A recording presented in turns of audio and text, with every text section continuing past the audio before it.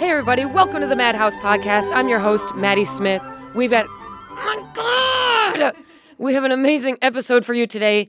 I'm joined in the studio by my friend, Corinne Fisher. You know her. She has a podcast on Gas Digital called Without a Country.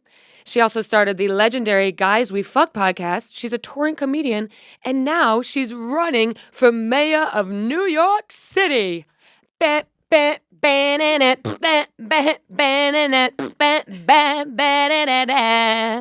So she's here today. She's sharing her platform with us and talking about her mayoral run leading up to the primary elections that happen in June.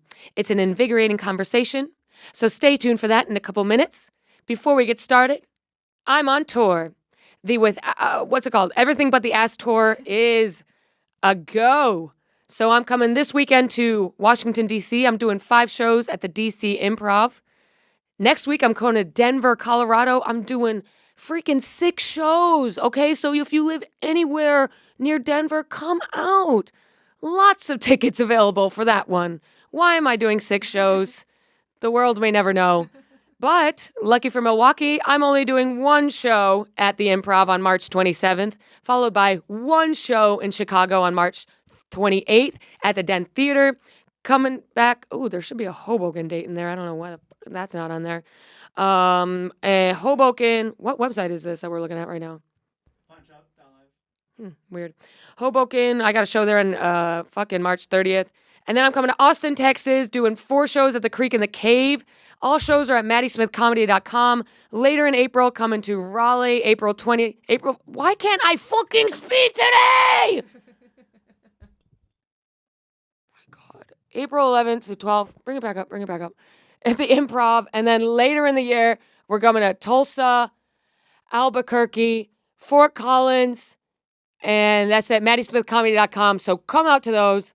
If you go to my website, you can also catch my merch for sale. Maddy Smith t-shirts, Maddy with the Fatty t-shirts, Madhouse koozies, Madhouse hats. Oh, what a time to be alive. So thank you guys for tuning in every week to this glorious podcast. I was in Phoenix, Arizona this weekend. I did a bunch of shows at the Desert Ridge Improv. I had a wonderful time. Quick shout out to Jose. He told me he's the biggest fan. He said he listens to Madhouse, the Roadhogs. He bought a Madhouse hat. And he works at that pizza place in Phoenix. They say it's the best pizza in the country. Bianco. Pizzeria Bianco. But I couldn't make it out. So shout out to Jose. I'll see you there next time. I took a big hike in Phoenix, saw some fucking cacti, and man, I like hiking, but I'm going to say one thing about hiking. I prefer my surroundings to be alive. Okay? There's only so much you can. I really feel like a hike needs to be accompanied by rolling water, fresh vegetation. Hey, Arizona, you ever heard of something called shade? God damn. When you hike and you're in the woods, you're like, tree, tree, tree. When it's the desert, you're like, I can see my whole hike ahead of me. I can see 90 minutes ahead of me. It's the kind of place you can watch your dog run away for 3 days. But thank you, everyone who came out to those shows in Phoenix. I had a blast. I actually met an Uber driver who works for the government. I said, what do you think of all the cuts that Elon's making? Oh, I love it. Really? I love it. He said, I love it. Government needs to be run like a business, and there's way too much filler in there. I said, I'll get out now. No, I'm kidding. I don't care about anything. Another guy picked me up. He said, I was just watching Shane on SNL. God, that guy's funny. I said, I'll get out here. But anyway, guys, if you love what you see in the Madhouse, check out a show. They're fun as fuck. We've been touring and grooving, and I could not put the show on without the help of my producers over there in the booth, Caroline and Jorge. Shout out to them. And let's kick it off with a quick visit from Corinne Fisher.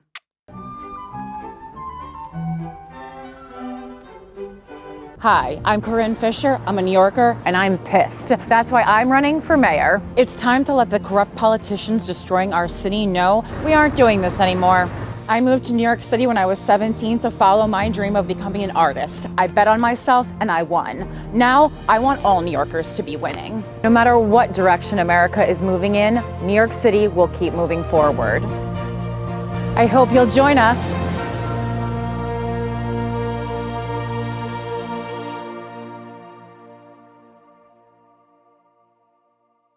Hey, everybody, welcome back to the Madhouse. I'm joined today by Corinne Fisher. Hello. You know her, obviously, in the comedy world.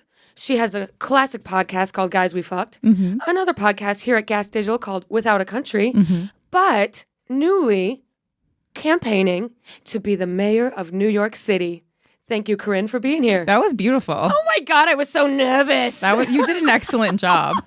That was tight and on point. I'm trying to be professional, Thank you. because we have a working woman Right. in the studio today. Right. It's not just some guy schlubs coming in here promoting the stand up. Right. We got a politician. Right. So let's stand the fuck up. Yeah. But also I want everyone to be themselves. Like I've had to alter a couple things about, my language on appearances. But other than that, you be yourself. And I'm also trying to run for mayor as myself. Yes. Not some kind of weird political bizarro world version of me. No one wants that. No one needs that. Good evening. Yeah. I just start talking in a weird cadence. I already speak in a particular cadence, so we don't need to adjust that any further. Yeah, I was listening to AOC the other day, and she has a unique cadence as well. She does the thinking.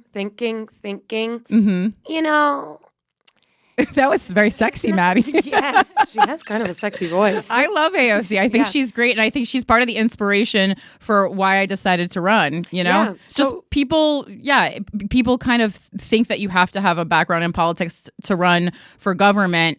And to those people, I say, wow, it's really gotten us to a great place, hasn't it? Yeah, seriously.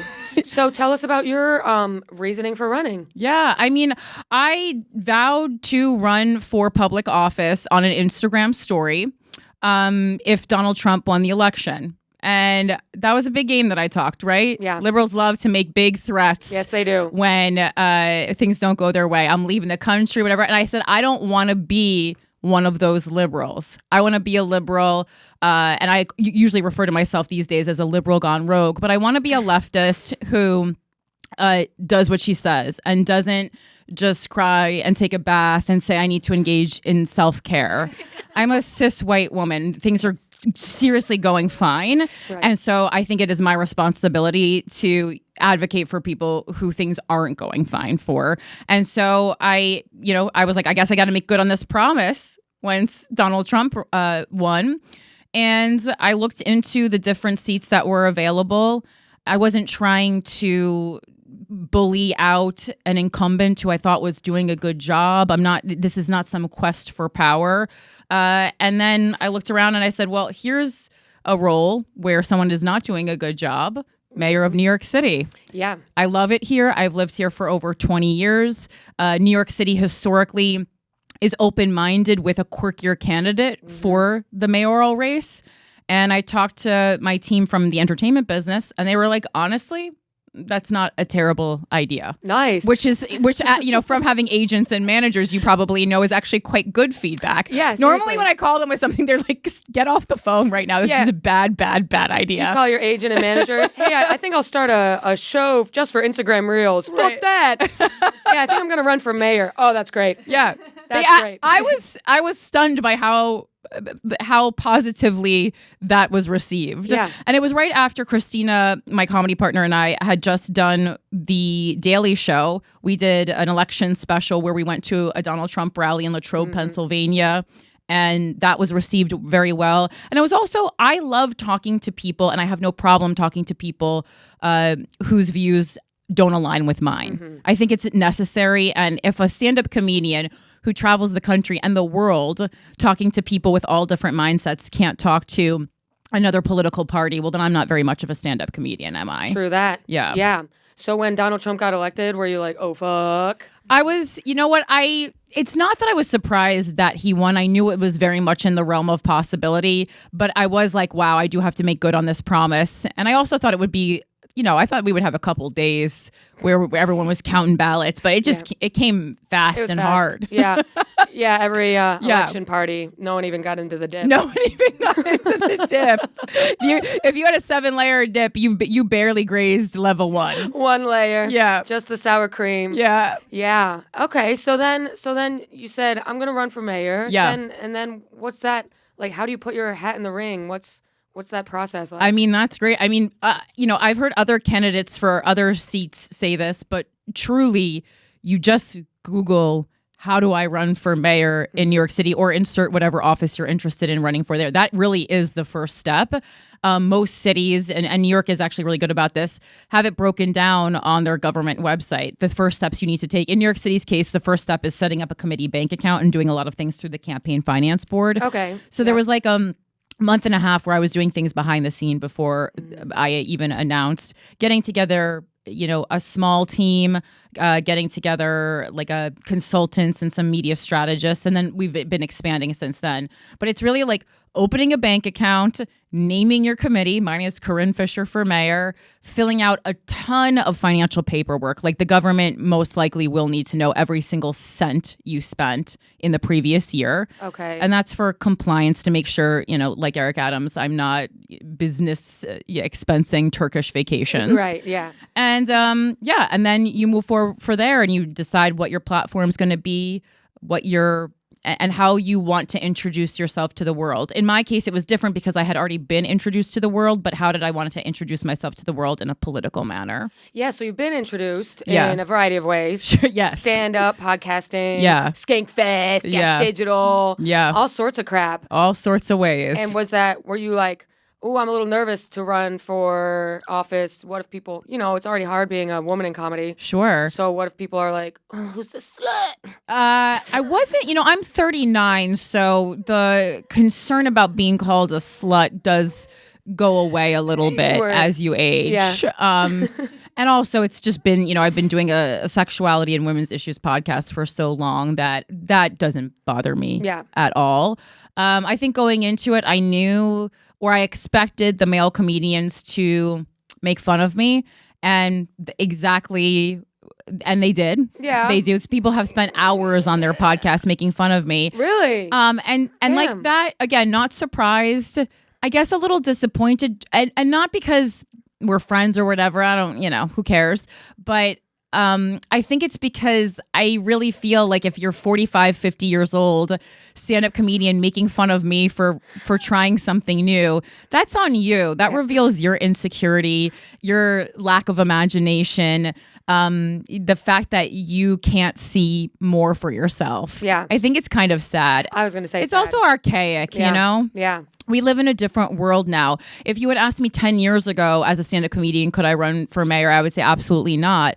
But I've really kept my finger on the pulse of politics, especially doing Without a Country for 5+ years now, reading, from the far left to the far right in media every single week. And it's just, we live in a much different world. Even the way we consume news is different, so we are really getting news from social media now, and we have to catch up with that. And politicians just haven't. Politicians barely understand the power of appearing on a podcast. Right. I know. Yeah. They were all, they weren't taking the, Donald Trump on Theo and all this stuff seriously. Yeah. I'm like, you can laugh at it all you want, but I'm like, any politician who is appearing on podcasts like that understands how to access everyday people. They're not, everyday people are not sitting down every night and watching MSNBC. That's how the Democrats especially got into the position that we're in now, where it's just this bubble of elites who's getting smaller and smaller and smaller as the literacy rate in America goes down and down and down. If the literacy rate in America is going down, do you think you should continue to only talk to people who went to Ivy League schools? Right. Use some simple logic here. No, you have to stop into the madhouse. Yes. And reach the freaks. I was very happy. And also, I know you have a lot of young people listening too. I and do. This process so far, there's been a lot of disappointing parts about it. It's extremely corrupt. We have this notion that the Republican Party is so much better than the Democratic Party. Equally corrupt, I would say. Yeah. And right now the Republicans have a better, clearer message. So, Democrats should stop criticizing and start catching up. But the one thing that I have not lost faith in is the power of the individual vote. And so that's why I was so excited to come on the podcast today. If you're 18, one of the first things I hope you do is that you register to vote and you start using that privilege that so many people have died for by participating in not just national elections, but municipal elections as well. Yeah, pull through, vote in your primaries. And when is exactly the mayoral elections? There's a primary, right? Yeah. So the only thing that we need to talk about right now is the mayoral primary. The Democratic primary is June 24th. Okay. Because for New York City specifically, it's so unique in that basically whichever candidate wins the Democratic primary ends up going on and becoming mayor. Yeah. That being said, just as we've seen in the rest of the country and the rest of the world, really, everything is turning more red. So we really shouldn't rest on our laurels and say, I don't need to vote. A Democrat always wins in New York City. We still need to vote. It's the single most important thing you can do to participate in the society in which you live. And it's such an easy thing. And so much campaign money and messaging, you'll see all the candidates do it, will be spent on simply getting people to vote. Yes, totally. Yeah. And it's so easy. It really is so easy. And I honestly find it kind of fun. I always make a day of it, like not a day, but an hour, I'll go to Dunkin', I'll get an iced coffee, I'll wear some kind of weird patriotic outfit. We'll have a time. It's exciting. Yeah. If you live in New York City, your thing's probably 2 blocks away. Yeah, exactly. Yeah. Mine is. And now tell us about your platform. Yeah. And how is it different from your co-candidates? I love that. Yeah. So, I think that all the Democrats running have two issues that we're really all aligned on because they're the two most pressing issues in New York City. One is lowering the cost of living, and the second is making New York City safer. I think we have different ways on how to do that, and that's only half of my platform. For me, lowering the cost of living, I think we need more rent-stabilized apartments. That's easy. I want to cap the rent for small businesses. We just see too many small businesses not being able to keep their doors open. I myself ran a brick and mortar baseball card store that was my family business for over 30 years. When my dad passed away, I wanted to open it in New York City. I live here. I would love to be able to work where I live. For a closet, it was $5,000 a month. Right. It's an impossibility to make any money, let alone profit, employees, all these other things that you need. If the overhead for the place that you're doing the business alone is $5,000, not to mention all the other overhead costs that you incur. So I ended up opening that in Larchmont, New York. And then I do want to require corporations, if they want to come and open their doors in New York City, fine. It's a capitalist nation. We're never going to get away from corporations. But I think they have to pay their employees a minimum of $20 an hour, right? If you're coming here, if you're putting mom and pop shops in danger, you need to be paying a living wage to the residents of New York City who are working for you and making these beautiful profit margins that you love so much. And then my signature program to put money back into the pockets of New Yorkers is I wanted to introduce getting tax breaks for volunteering. I think community service has always been a big part of my life. It's a way to make you feel less lonely in a city that can often make you feel lonely. And it makes you feel connected to your community, which I think will always improve the community if you feel like you have some kind of connection to it. And also, when a rich person donates a big lump sum to a nonprofit, they're getting money back from that, right? Yeah. They're getting a tax break. So there's no reason why people who donate their time shouldn't enjoy the same benefit. And then as far as safety, I think many New Yorkers have a very wounded relationship with the NYPD, which means that New Yorkers don't feel comfortable calling the cops. And I think the cops kind of are in a place where they're like, I'm going to patrol in my car, but I don't feel excited to serve my community in the way that I once did, perhaps in the way that I did, 10 years ago, 15 years ago when I signed up for this position. And so I think we need to heal that. I think part of the way we heal that is a lot of times you'll hear politicians in New York City bragging about how we have the largest police department in the nation.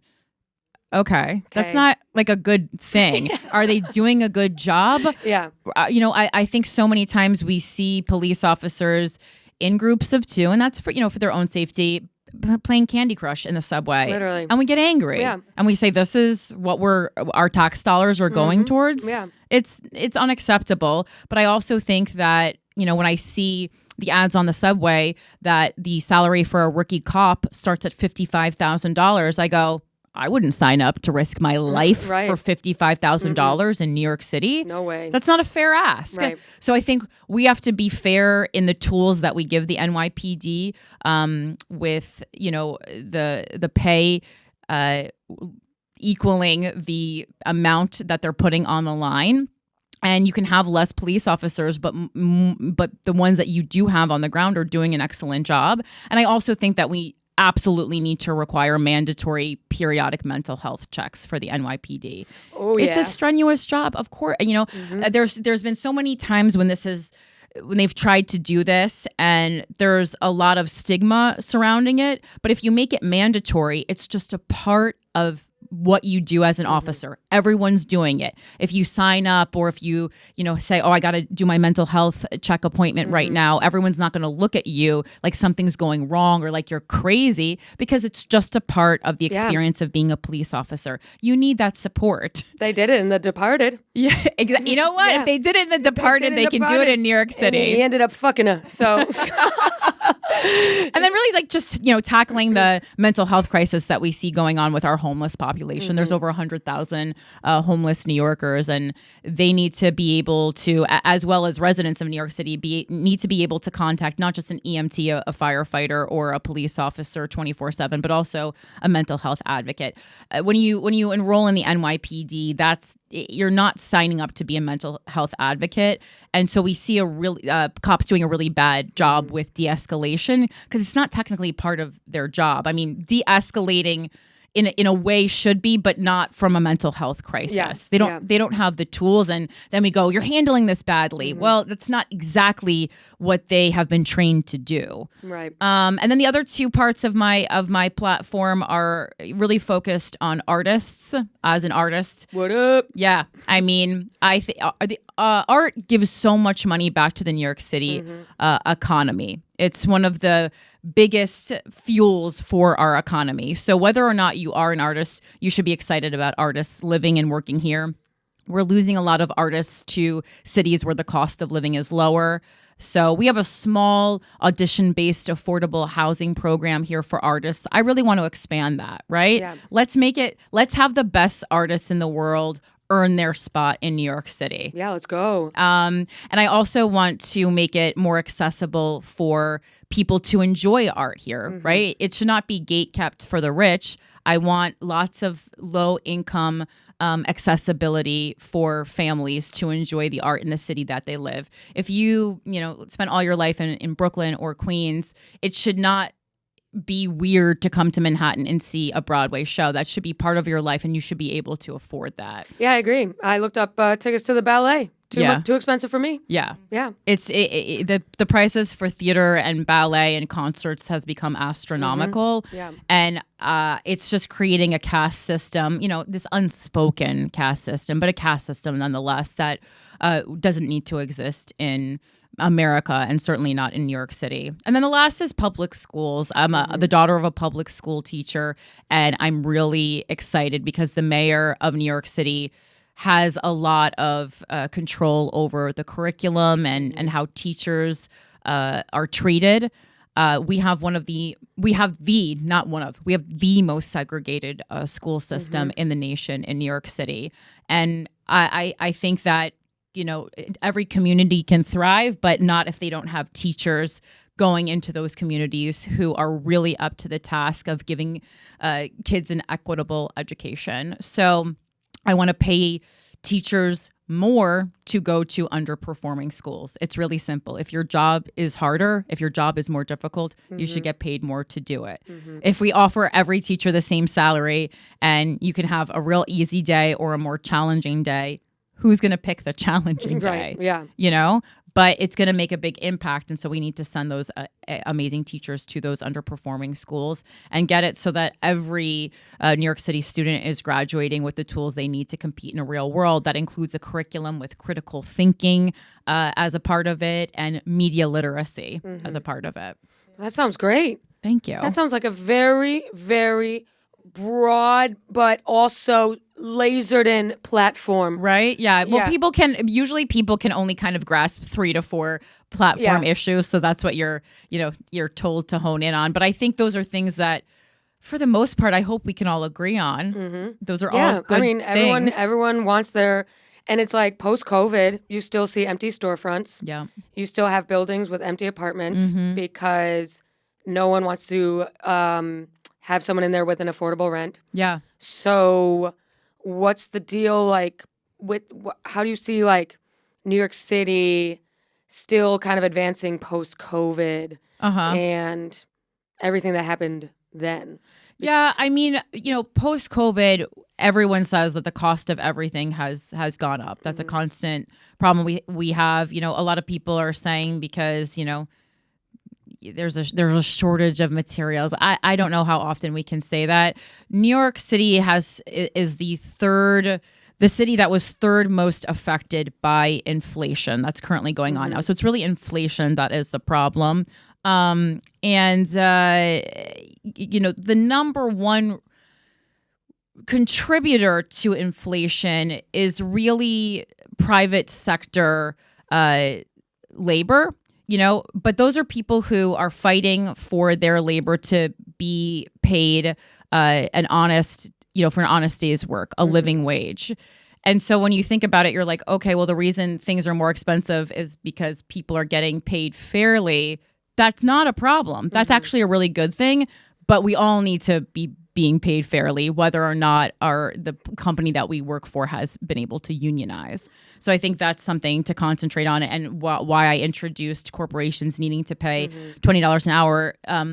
Workers shouldn't have to fight or go on strike for weeks like we see now in so many places, Starbucks and everything, to get a living wage. If you work in a city, you should be able to afford to pay a rent in that city. That's a very simple concept. Agreed. Yeah. Now, everyone's talking about what they would change. Right. But what do you love that's working in the city? Yeah, I mean, I love the people of New York City. That's hands down been the most enjoyable part of this experience because every single person I've talked to, you can tell that there was a moment when they were lying in bed when they thought, man, I should run for something. Yeah.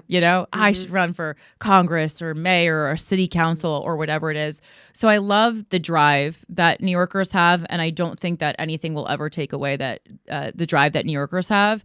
But I don't think we should have to use all our drive and all our energy on merely staying afloat. I think if we are given the tools by our government to, I'm not even saying discounts or free, just like a reasonable prices and being able to afford our rent and our groceries, I think we're going to make that back in our economy double, triple, quadruple, because New Yorkers can contribute and are willing to contribute so much through their talents and their skills.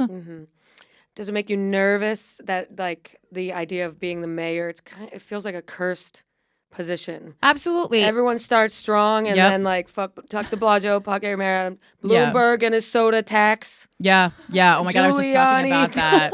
Giuliani, a hero to a disgrace within, 10 years. Hero to Borat. Yes.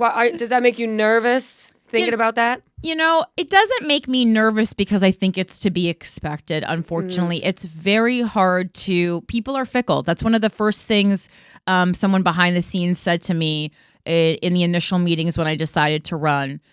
We saw it with Andrew Yang's campaign last time. We elected a mayor. He was at the top. Everyone loved Andrew Yang. Hashtag Yang Gang. Yang Gang. Everyone was on board.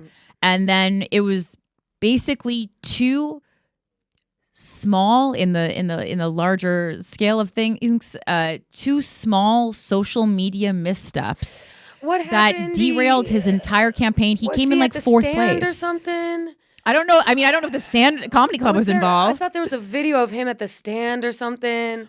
Well, was there a comedy related thing with him? There possibly could have been. What was the social media thing? The two social media mishaps that I am familiar with. One, he did a video where he said, "I'm in a bodega right now," and any New Yorker looked and said, "That is a fancy supermarket." Yeah, okay. That is not a bodega. I don't see a cat. I see 20-foot ceilings. This is not any bodega. I see no one ordering a chopped cheese. Right. This is not a bodega. I see fresh squeezed orange juice. This is not a bodega. And then the second was he was doing a video in the subway and he said, I'm getting on insert whatever train he said here to go to the Bronx. And it was a train line that doesn't go to the Bronx. Right, got it. Which seems like someone on his team should have caught that. Yeah. And also, I guess you're not really getting on that train. I guess you're probably exiting and getting into an SUV to go wherever you're going. Yes. No one likes that. Yeah. So he was at the top and then dipped down. Yeah. And ended up only getting like 12% of the vote. And when he was... Yeah, and it was like he was such a shoo-in. Everyone was running their campaigns completely against him. It was also the first time, though, that New York City, last time was the first time that New York City did ranked choice voting. I don't know, what that is. So. Yeah, so ranked choice voting is something that New York City introduced. It's really great for grassroots candidates like myself. Basically, when you go into vote, you can rank 1 through 5, truly in order, like MySpace top friends, in the order of that you like them. Your number 1 through 5 candidates. And it's a way for everyone in New York City to basically come to a consensus, to agree on, well, this is my favorite and this is my favorite, but we both agree this candidate could work for us. And so it's really nice, especially for the place that the nation is in right now, to find common ground with a candidate where hopefully less people are going to be absolutely devastated with the results. Right. But again, municipal voting turnout, especially for the primaries and especially, for the mayoral election in general, is so low. It's like 500,000 people making a decision for over 8 million people. Yeah, totally. Now, what's your life leading up to June?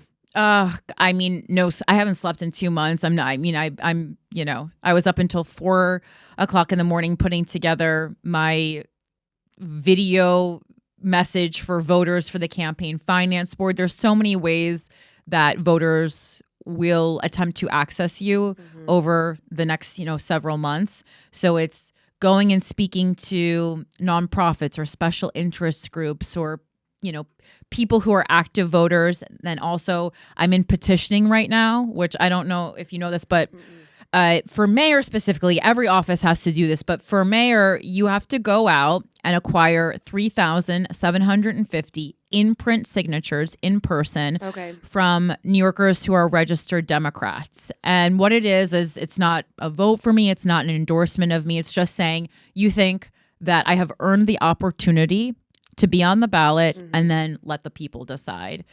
Petitioning is commonplace in most, towns, cities in America, but a lot of times it's, 500 signatures. Obviously, mayor is a much larger role, which is why the signature number is higher. But then if you're getting 3,750 valid signatures, that means you have to acquire 7,500, 10,000 signatures.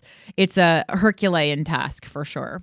Yeah. Do you have a lot of signatures? Yeah. I mean, I have a good amount for week 1. It's also, you have to do it during a very small window of time. You basically get a month to obtain all these signatures. Got it. So I have my volunteers out every day. Yep.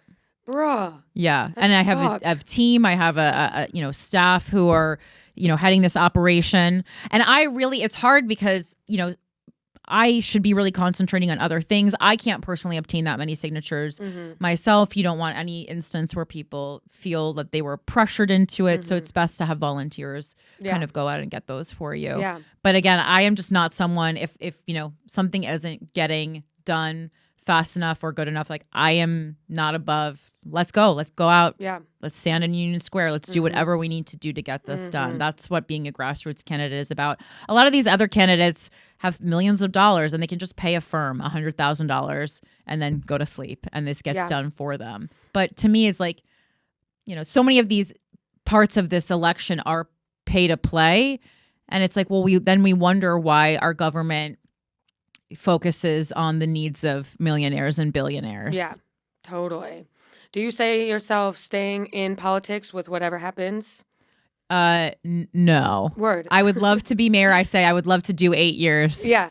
I do not want to be a career politician unless something really changes with politics. And I think someone like me running and hopefully inspiring other people to run locally or at least engaged with a candidate somehow locally, whether that's volunteering for them or being on their team.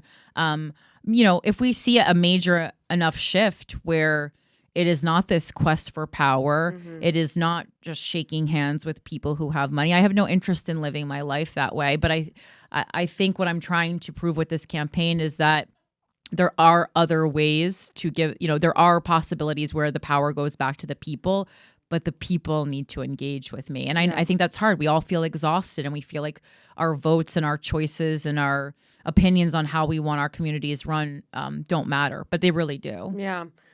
And what do you think? You think you've been a stand-up a long time? Yeah. You think that makes for a good candidate? How does your experience with like everything you've done and stand-up and podcasting and meeting people add to that? I feel like it adds. I absolutely think it adds. I think there are so many similarities between, especially being a touring stand-up comedian like you and me for so long, because we understand the different needs, wants, dreams of people. We've stood in a step and repeat and heard in what way our comedy or the things that or our podcasts have affected people personally. And I think a lot of politicians struggle to build an authentic relationship with their base. And I have been doing that for over a decade, and not performatively. The relationship came first, and then, the fame and success came after. I approached podcasting and comedy with wanting to connect with people and figure out what makes people tick. And just, I love making people laugh, quite genuinely. I just think it's a really fun and interesting way to figure out more about the world. So I think this is completely aligned. I'm comfortable with talking to all types of demographics. And I think comedy is always an asset. You don't need to be serious about everything. People need a respite from the horrors of existence, and there's no better way to do that than with comedy. And we see some, male politicians be funny a little bit or charismatic, Barack Obama, Bill Clinton. They certainly Donald Trump, has in his way used humor as a tool. We don't see it as much from female candidates, and I think that's a shame, because there's certainly plenty of funny women, but I think they feel so often that they have to prove themselves, that the only female political candidate we really see is tough, no nonsense, abrasive. And then it kind of just feels like the same woman over and over again. So I hope to not have to speak loudly to make every point heard. Yeah. Yeah, that would probably be the downfall of Hillary and Kamala. Same thing. Yeah. You're like, okay, well, why do you need to yell? And I love both of those women, but I think the Democratic Party especially, we've tried those things. We have to try something new. And it seems like such an obvious solution to a problem. Try something new. Yeah. And they're so resistant to doing that. Unless it comes with a endorsement from Charlie XCX. Right. Yeah, I know. There were so many endorsements from celebrities, and I go, people cannot afford their groceries. They don't care what Charlie. I love Charlie XCX, but we don't. Charlie XCX voting for someone doesn't make me want to vote for them at all. And I think if that's how you're making your political decisions, maybe go back to the drawing board a little bit. Yes, I beg of you. Yeah, I think things like Taylor Swift getting people to register to vote is an incredible use of fame and a platform. But yeah, no, I'm not going to vote for like who the Spice Girls tell me to vote for. Right. And I love the Spice Girls. Right. I know you love the Spice Girls. Because didn't you have a Spice Girls fan club? I had a Spice Girls newsletter when I was younger. Yes. Yeah. And that just goes back to the, Corinne Fisher's always been a go-getter. Yeah, thank you. I really have. Well, so you're from New Jersey. Is that wrong? Okay. Yes. I moved to New York when I was 17. And you're always doing shit. I am. You had a newsletter. Yeah. But it all started with the Wannabe Weekly, the Spice Girls newsletter. Let's go. Yes. That's cute as fuck. Thank you. And growing up, were you always like, hey, I'm going to do this? Yes. I mean, part of it is how I was raised. Succeeding was definitely I would say a requirement in my household. Oh yeah, your and so parents that were... yeah. I'm the dumbest one in my family. Okay, word. Which makes politics a perfect fit for me. My brother's an engineer. My mother is a teacher. She has her master's in education. My dad passed away, but he got a perfect math SAT score. Nice. He was a small business owner his whole life, and he is, kind of a legend in the baseball card industry. Yeah. So these are really smart people that I grew up around, and I was always, they love me very much, and I have, no complaints about that, but I was definitely always the black sheep, always Corinne doing something weird in her room alone, Just, I would set up museum exhibits in my room and they make my family come to them. That's so cute. Like a dinosaur exhibit. Yeah, you were like a little creative. Yeah. You were the creative in the family. Yeah, I was, playing my violin or writing a screenplay in my room. Because I was the oldest child, I had the attic room. And so there was just a lot of creativity and imagination going on up there. But I always, I never presented something I wanted to do or something I wanted to achieve to my parents. I was never greeted with like, that's stupid or that's a bad idea or you can't do that. And I think that goes a long way. Yeah, me too. And it's not like they didn't coddle me or give me a bunch of money to do any of these things, but they said, yeah, try it. Yeah, because the podcast you started, Guys We Fucked, launched into space. Thank you. Like pretty shortly after you started it, right? Yeah, I think we were filling a void that people really needed at that time. It was a message that needed to be talked about for sure. Yeah. So some of that was, serendipitous timing, but yes, for sure. Well, this is so exciting. Thank you. We have a couple of questions for you that are playful. Okay. If that's okay. Okay, sure. We're talking about female candidates being funny. I love. How would you decorate Gracie Mansion? Oh my goodness, what a fun. I have already threatened on Instagram that, because I would be the first girl mayor. There's never been a woman. Never. Yes, because I remember when Cynthia was running. Cynthia Nixon, Miranda, she was talking about that. Yeah.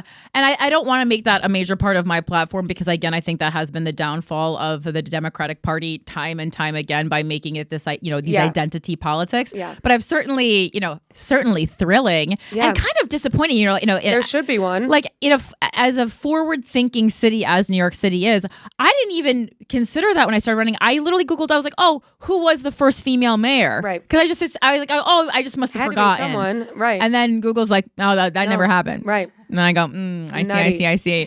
So yeah, I threatened to do Hello Kitty themed Gracie Mansion, and I think I'm gonna stick to that. I love that. Right? Yeah. Hello. Yeah. Just have world leaders coming in. Yeah. Hello Kitty. Oh yeah, sit down. Cut that out.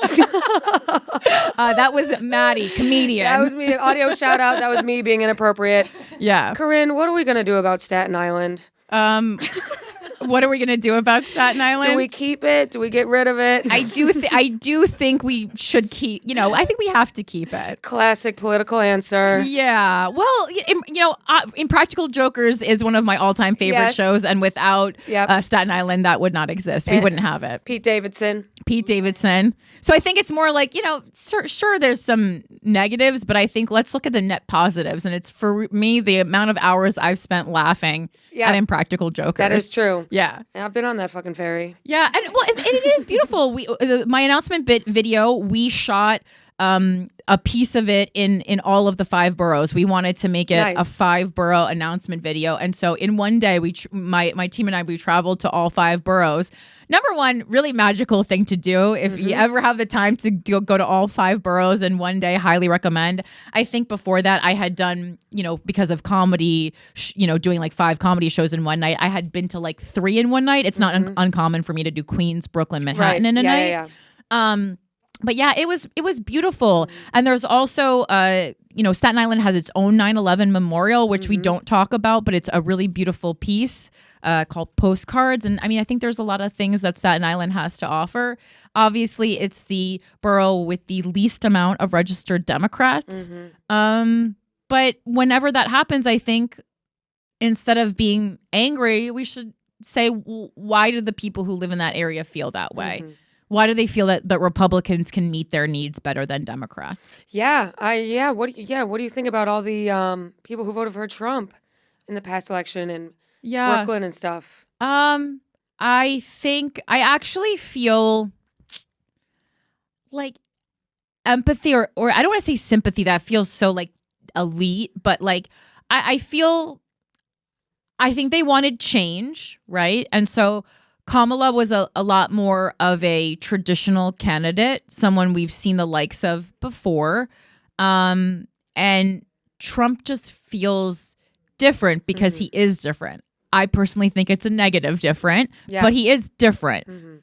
He's telling us a different story. He's presenting himself in a different way.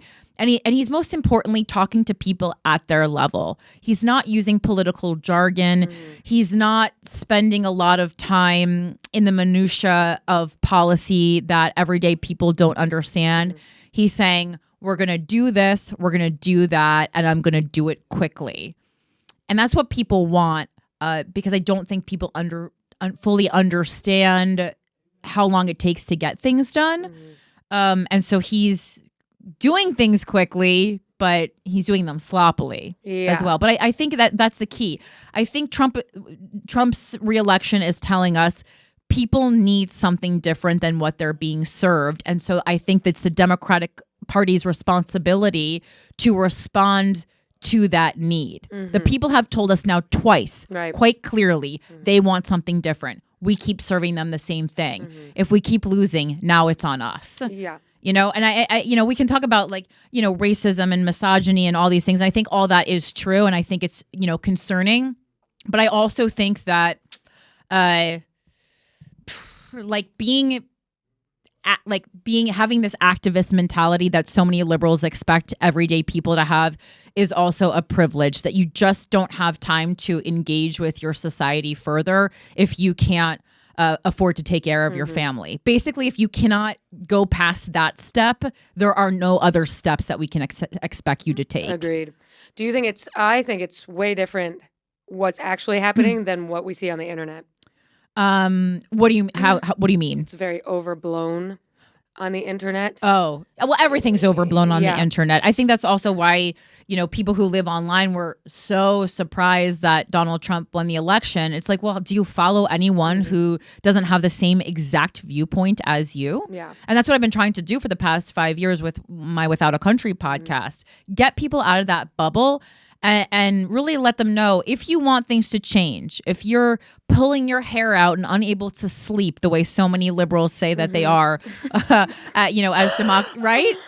Do something about it. Crying. Stop complaining. You have 300 followers. Posting the infographic, from the ACLU is helping no one. Nobody. It's making you feel good. But if that's your quest, is just to make you feel good, then I recommend you read When Things Fall Apart, which is based on Buddhist texts by Pema Chodron, but that's a whole other topic for a whole other day. Yeah, what's on Mayor Corinne Fisher's reading list? What are some recommendations? So right now, I have to get the author from you. This is a book that was recommended by Emma Willman, who has some background in politics, but it's called Words That Work. Okay. Which I highly recommend. It's a great book for comedians or anyone who speaks to the public.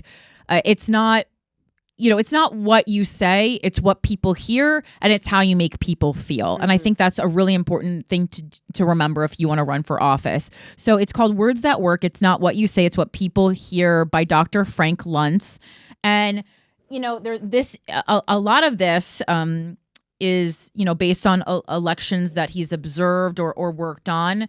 And he talks a lot about how Barack Obama, that man was not positioned to become president, right? At that time, it was supposed to be Hillary Clinton, which is, I love Hillary Clinton, but I think that there should never be a president who is supposed to win. Yeah, That's a problem where the people need to intervene. And in this instance, they did. They said Barack Obama is offering us something fresh and new. He's an amazing orator, and I think that we really responded to that. We all remember, those of us who are old enough to remember, we all remember how we felt the first time we saw former President Barack Obama speak. We were excited. Yeah. He gave us hope. And so hope for change. Yeah. Yeah, and that's what I think when you're this public-facing leader, that's a big part of your job is kind of, for lack of a better word, being a cheerleader for the community that you're governing. Yeah. Or the state or the country, whatever it is. You have to feel like someone who is trustworthy, who will listen to the needs of the people and advocate for them and be in a constant line of communication. The only time that we hear from an elected official shouldn't be at the State of the Union. And I actually think if we want to give Donald Trump props where props should be due, I actually think that's one of the positives about Donald Trump. He really is in constant communication with us. It is true. Maybe he's using all caps. Right. Maybe he's using language that we don't think someone who's leading the free world should use. Right. But he's letting us know. And I think people appreciate that. And I think we can take that and then tailor it, add a little couth to it. Yeah. And we really have something. Right. Words that work. Right. We have some words that work. Do you have a slogan? I don't have a specific slogan. Like right now, I think we need to get into a little bit more to what people are responding to. Right now, it's kind of just like be a part of real change is what the messaging that we're going with. But I don't even, I'm trying to think of the other candidates who even have slogans. I can't even think of any of the slogans or if any of the other candidates have a slogan. You're not thinking about them. I'm not. Well, you got to keep an eye on them. Yeah, but you got to keep an eye on them. You got to pretend you're the only one running. Yeah. But I do have those horse blinders on like I'm in a race. Yeah. Yeah. Well, it's also a great lesson, and I think we learned this in comedy too, about not comparing yourself to other people. It is. Yeah. I'm running a different race because of the background that I come from, because it's a grassroots campaign. I'm existing mostly on $20, $30 donations from young people, and I like that. That's what I want. I don't want people going into financial despair because they donated to my campaign. That doesn't make me happy. Right. Take a $20 bet on me. That's all I'm asking of people. Boom. I honestly, if I was in a different position, and I wasn't the one running and I saw someone, even if I saw someone who I barely liked running for office, I'd be like, that's really cool. They're trying something new. And I would definitely send them $20. Yeah, it's cool. It's just, I just, if you are trying to make positive change in any way, I think that's cool. And I think if you think that's dorky, maybe you need to graduate past being 12 years old. Yeah, agree with that. What's the perfect day in New York City for you? Oh, gosh. I love a dog park day, like a sunny day. I actually think like 40 degrees is perfectly acceptable. I know a lot of people might not vote for me because of that. I feel like I think really clearly when I can wear a fluffy coat, but it's still sunny. So between like 40 and 60 degrees, and I get to do a slow morning, hang out, get an iced coffee. I have so many choices in my neighborhood. Grab a scrambled egg, American cheese, and avocado on a wrap. Fire. Eat my favorite. Fire. My favorite bodega order. No, that was one of our questions. Boom. And okay, got it. Hey, yo, let me get a scrambled eggs and avocado on a wrap. I know. It has to be like, I don't really eat meat, so that is my order. But I think it's great. You're kind of hitting all your proteins, your fats, all the things you need. Fire. And then, taking my dog, Sir Alfred Hitchcock, to Tompkins Park and hanging out in the dog park. I spent so much time there during COVID. It was like the only human interaction that I got. And then maybe going shopping, around like East 7th. East 8th, couple East vintage 9th, shops. St. Mark's, a lot of vintage, a lot of independent designers who are doing cool things. And then, getting some ice cream, some soft serve from Ray's Candy Store. Gotta love Ray's. Yeah. Gotta love Ray's. I love a black and white twist with rainbow sprinkles. It's open. Also, I don't know if people know this. Ray's is open 24 hours a day. And they have so much stuff. I've gotten an ice cream cone at 10 in the morning just because I Fuck could. It. And Ray still serves you. I know. We went, we shot one of the pieces for the announcement video in front of Ray's. I walked in to get an ice cream cone. Ray was laying on the ground. Ray's well into his 90s. Ray. We were worried Ray had passed away. He just said it was good for his back. Okay, this man is committed. Yeah. He's a New York icon, and I especially love, living in the East Village and Lower East Side area because there are so many icons you will see walking around. And you have places like Ray's, you got the Cat's Deli. Cat's Deli, yes. Fucking... So, like... I feel like I used to run around the East Village doing comedy all the time. Of course. I mean, that's why I ended up moving. I lived in Harlem for a long time. I love it there, but I just needed a place that was closer to multiple comedy clubs, a really like on foot kind of place. So I didn't have to, be training everywhere. When you're trying to do 5-6 shows in a night, you got to be able to do some of those on foot. Oh, yeah, for sure. Your dog's name is Alfred Hitchcock. Are you a cinephile? I am. I went to film school. So I went to the School of Visual Arts in New York City. And I have a BFA in film direction. And I always wanted multiple dogs to be named after my favorite film directors, but Sir Alfred Hitchcock went first. It also feels fitting for my dog. He is mostly black, but has a little white on his chest and a little white paws. He's so cute. It matches Sir Alfred Hitchcock's tux and his black and white films. And what's your favorite Hitchcock movie? I have to say The Birds, because it's one of the only horror films that has actually been able to scare me. It's scary. I love horror films, but I'm not really scared by them. I grew up on them, and I think The Birds is terrifying because this notion of animals turning on us, I think, is really going to happen. We are so cruel to animals, and we just think nothing's ever going to happen. I but Birds, Planet of the Apes. Oh yeah. Buckle up. We're fine. I always used to try to do a stand-up bit about animals turning on us, and the audience really did not like it. It makes them uncomfortable. They really didn't like it. And Corinne, what's your bagel order? My bagel order, I would usually... Okay, so there's two. So I would either do pumpernickel bagel with veggie cream cheese or sesame seed bagel with egg salad. Oh. Those are my favorites. Okay, those are good. Those are two that, are bipartisan. Yeah. Those are bipartisan orders. What's a Republican I remember order? Cynthia Nixon was saying some shit about locks on cinnamon raisin. I remember. Yeah. You're the second person this week to bring up that order. That order derails her campaign, it's apparently. the only thing I remember about her campaign. And isn't that so funny, though? That really makes it's interesting to see how New Yorkers judge other New Yorkers. Oh, yeah. Yeah. What's your favorite pizza place? It closed. It was a place called Mike's that was across the street from New York Comedy Club. Gramercy. Gramercy. I liked it because it was really doughy. Yeah, it was. It was really doughy. God, who am I going to give number one to now? I mean, there's like Uncle Sam's on Clinton. That's just kind of what's close to me. It's not my number one, though. I'm still waiting for another number one because Mike's, I haven't found something that I like as much as Mike's. But it was because there was like Mike's 1 and there was Mike's duh. And that was also my college hangout, so I think it has an element of nostalgia. Yeah, for sure. Doughy, cheesy. So cheesy. I like a doughy cheesy. I like doughy cheesy. I like Lunetta's by Patty's over there. Yeah. I've certainly eaten from Lunetta's. Oh, yeah. 3 a.m. Been there. And I'm gonna say it. I don't mind dollar pizza. Oh no, fire! The dollar pizza that's on Second. So where is it? So it's 2nd Avenue, and then between 4th and 5th, right around the corner from New York Comedy Club, East Village. That's my favorite dollar pizza that I've had. I know what you're talking about. There's something special about that dollar pizza. The slice is good, and I know people are like rolling over, but I don't like.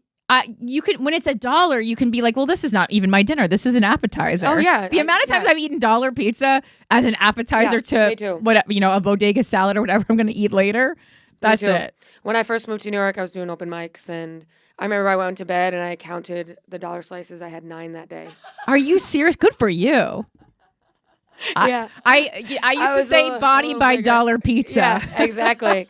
I think I woke up, I was hungover, I had 2 on the way to a mic. Yep. Then I had 2 between the next mic. It just hits in a different way. I was like, oh my God. It hits in a different way. So good. Two Brothers is like, their slices are big. Yes. But they might be $1.50 now, so that's, maybe something you can tackle. Inflation. When you're in there. I know. Dollar slices need to stay $1. I know. And final thoughts on Eric Adams and everything going on there? Oh, gosh. Seems messy. It is so messy. I don't even understand the whole scope of it.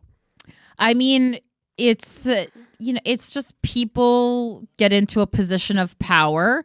And then obviously when you're in a position of power, people want things from you and you'll make deals to get what you want, but no deal is one-sided, so you're making promises that you can't or shouldn't keep, or promises that are a betrayal of the people that you swore you would advocate for and represent properly.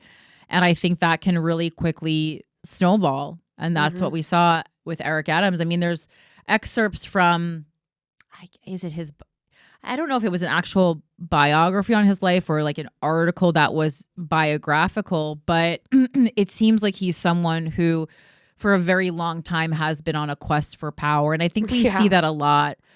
I don't want to make it, sexist, but, especially with men, there's like this quest for power. Yeah, and that's why we see so much overlap between sexual harassment, sexual assault, sex crimes, and people in positions of power, because as anyone even a little bit versed in sexual harassment and assault knows, that's not a crime about sex, that's a crime about power.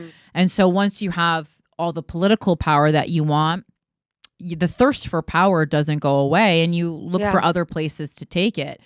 And I think that many of these politicians, perhaps, I don't know, started with the best of intentions.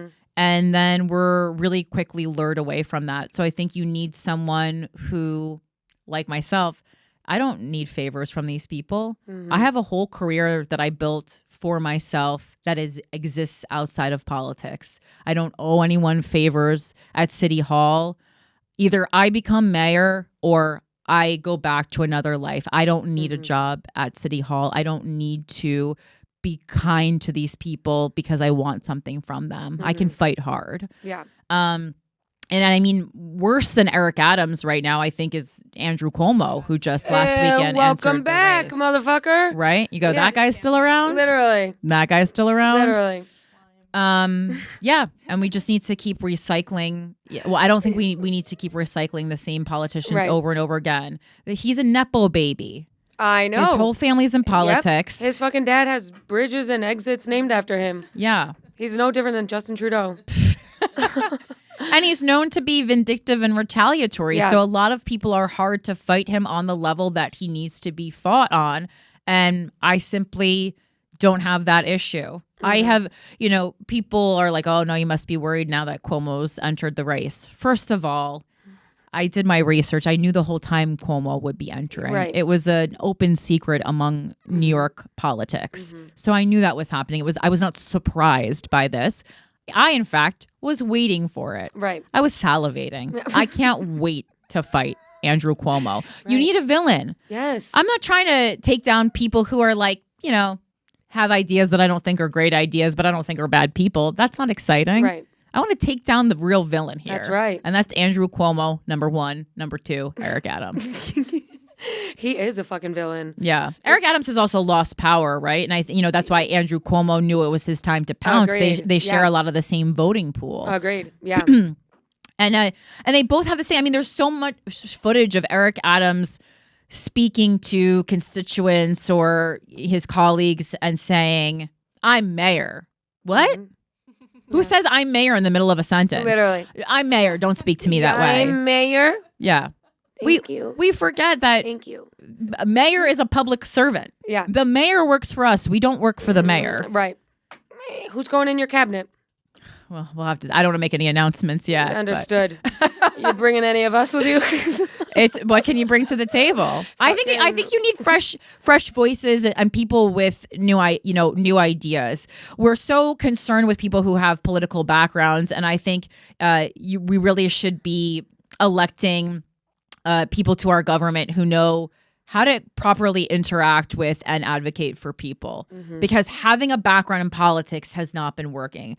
These are people who know people with money, who know how to fundraise, who know who are the right people to pay favors to. That's not the way to govern a place where everyday people are going to get their needs met. It's just not. I agree.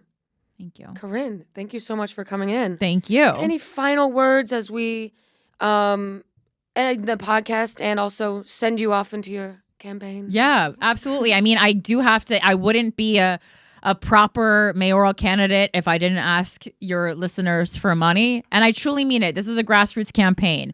If you like what I said, whether you live in New York City or not, you have to live in the United States. But other than that, bitch, if you're interested in hearing more fresh voices, grassroots candidates do need to be funded by the people, right? So these other people are getting money from special interest groups or PACs or unions or all these things. And that's why our needs aren't being met. But if a campaign is funded by the people, I have free reign to do anything that the people want me to do. So yeah, CorinneFisher.com. Donate $20.